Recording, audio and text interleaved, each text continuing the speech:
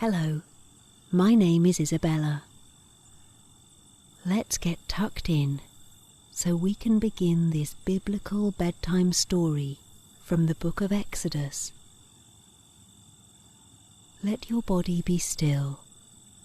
Let your eyes slowly close and hear the soothing murmur of nighttime crickets all around you. Take a deep breath in and out, and remind yourself that you are safe.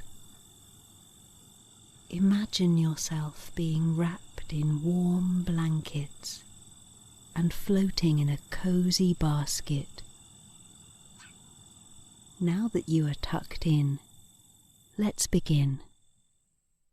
In our last story, inspired by the book of Genesis and Joseph's words of forgiveness, in this story, we will learn how the Israelites were prospering in Egypt until a new king felt threatened by them. Moses will be found by Pharaoh's daughter by the river. Moses will grow up and be called by God to lead his people out of Egypt when he sees a burning bush. So the Lord told him, "Take the staff in your hand and throw it on the ground." Moses obeyed, and the staff immediately became a snake. He ran from it, but the Lord said, "Pick up the snake by the tail."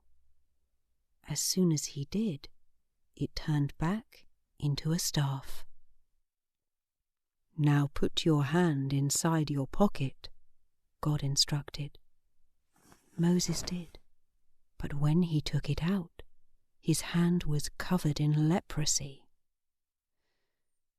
The Lord told him to once again put his hand in his pocket, and in an instant the leprosy was completely gone. The Lord stated, "You will perform these signs in Egypt to prove to Pharaoh and his officials that I sent you. But if they're still not convinced after this, I'll help you turn the Nile River into blood." Moses continued to give excuses. "Oh Lord," he said, "please don't make me go. I'm not very good at talking. I never have been. I'm slow with words, and I know there must be someone else who would do a better job." At this, the Lord became angry with Moses and said, and now for the King James Version. Exodus chapter 1 through chapter 2, verse 10, and Exodus chapter 3 through chapter 7, verse 13. Now these are the names of the children of Israel, which came into Egypt. Every man and his household came with Jacob: Reuben, Simeon, Levi, and Judah, Issachar, Zebulun, and Benjamin, Dan and Naphtali, Gad and Asher. And all the souls that came out of the loins of Jacob were 70 souls. For Joseph was in Egypt already, and Joseph died, and all his brethren, and all that generation. And the children of Israel were fruitful, and increased abundantly, and multiplied, and waxed exceeding mighty, and the land was filled with them.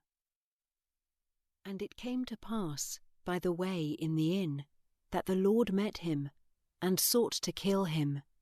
Then Zipporah took a sharp stone, and cut off the foreskin of her son, and cast it at his feet, and said, "Surely a bloody husband art thou to me." So he let him go. Then she said, "A bloody husband thou art, because of the circumcision." And the Lord said to Aaron, "Go into the wilderness to meet Moses." And he went, and met him in the mount of God, and kissed him.